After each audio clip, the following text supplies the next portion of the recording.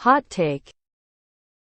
Hello, everybody, and all my good friends out there. It's good to be here, and welcome to the first hot take for my new show, Coalition of the Sane, hosted on the Midas Touch Network. Pretty excited about that.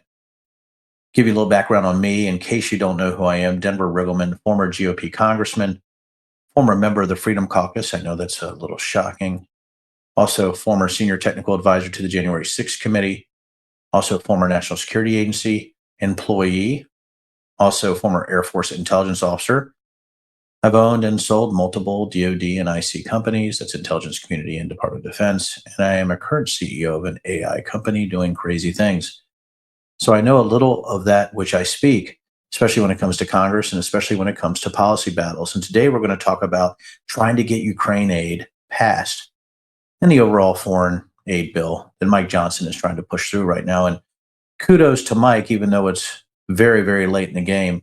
I'm not sure what took him so long. Maybe he did need to actually buy some big boy pants and pull them up. But I was sort of surprised and stunned yesterday when Mike Johnson came off the top rope to say we needed to push Ukraine aid through based on the threat from Putin.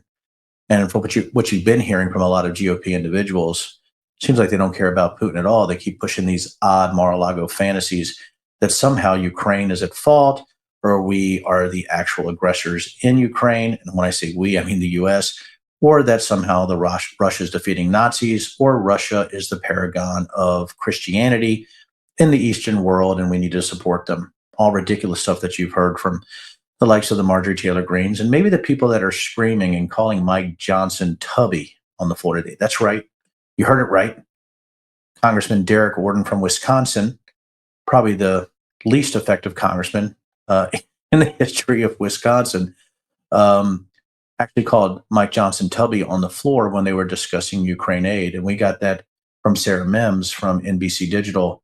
And she had sent out this post on X, I don't know, not too long ago, maybe an hour ago, talking about it. So I saw this. I said, I better do a hot take because I know what's going on the floor.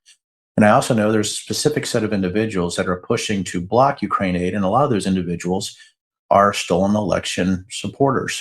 They think the election was stolen. They believe in conspiracy theories. If you look at C-SPAN or go back and look at what's going on the floor, many of those believe that somehow we're hiding alien body parts in Area 51 or some kind of alien propulsion system from a UFO that crashed in 1947, which is complete and utter bullshit. And so you have these type of belief systems that are going on. And by the way, it's not sane. It's crazy. I've said from the beginning, and I said in my last speech as I was leaving, I believe December 10th of 2020, I did say that it's going to be very difficult to have real discussions on policy and truth if you're fighting with individuals who believe in conspiracy theories. And at that time, I was speaking about QAnon and maybe the impending violence of January 6th, which sadly I'm validated on. And what you're seeing right now is, I'm going to take a little bit of credit. My warning come true is that you can't have real policy discussions with those who don't even have a basis of reality or are cynical or are lying or are just actually carrying water for Donald Trump and his Mar-a-Lago system of government. It does get a little bit nuts. Other people that are attacking our new Ukraine proponent, Mike Johnson, Warren Davidson from Ohio, another Freedom Caucus member. And again, somebody who's just sort of dragging along the Donald Trump wish to kill this, because this is a win for the Biden administration, but it's also a win for America. It's a win for Ukraine. It's a win for the world. It's a win for NATO. There is no downside to aid to Ukraine.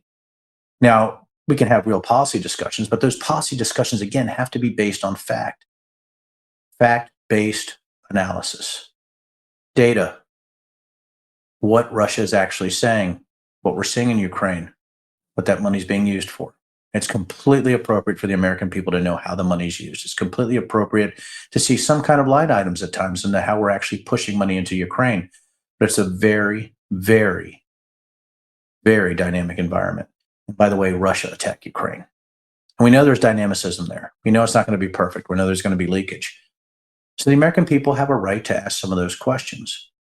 But what I'm trying to say is we can't even have a facts-based policy discussion because these people don't even believe in reality. They're not part of this coalition of the sane that we're trying to build.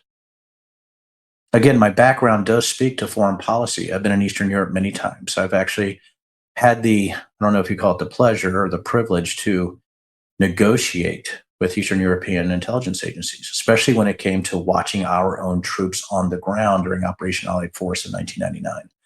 I was only 29 then. I probably have more experience in my finger than most of these people have. And when you get the Van Ordens or people that have military experience, they somehow think that they have to bow up or they have to be bullies or they have to be trillish or they have to be just ridiculous. And when you look with people like Van Orden or Warren Davidson or Marjorie Taylor Greene, who seems to drag Putin's talking points with her everywhere she goes, or you see the Matt Gaetzes, and sadly, even people that used to be friends in the conference that I see surrounding Mike Johnson, all of us need to remember that these are not facts-based arguments. And name calling really shouldn't have any place on the floor as a place for decorum. And the Derek Van Ordens, they don't understand that. Sadly, their base is what's pushing them. And here's the warning, is that the coalition of the sane doesn't sometimes apply to those who are in the GOP base in some of these massive R-leaning districts. How do I know? I'm in one. So as you go forward and you're looking at what's happening today, you want to be a part of this coalition of the same, know that name calling, bullying, and Donald Trump's vision is what's pushing them. It has nothing to do with America. It has nothing to do with really what's happening. And when we're talking about the border and using that as an excuse, let's get down to brass tacks. Go talk to Republican Senator Langford. Ask him what happened to him on the bipartisan border bill that people seem to support until Donald Trump said not to support it. So if they're trying to tie funding to the border to Ukraine, that bipartisan bill already happened and the GOP turned down the ability, really, they turned down any notion of trying to protect the border. And they did it because of politics. They did it because that would have been a win for the Biden administration. There's layers to this. Disingenuous behavior, those that actually push conflict based on lies, that's what you're seeing in Congress now, many, many times over and over. I've always said that crazy isn't party specific. Crazy is on the left and right. But right now, my friends, for me, somebody who was in the GOP, and again, someone in the Freedom Caucus, the GOP is in a hold my beer moment. And until we actually know what we're dealing with, it's very hard to defend against it or to attack it.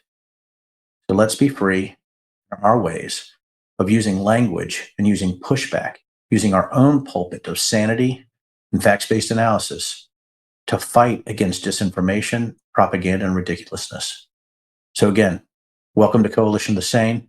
Thanks for being here on my first hot take, and I hope to see you on the flip. And now, this is what we got to do. I hope you're all ready for this. As we go into 2024, let's get to work. Have a great day.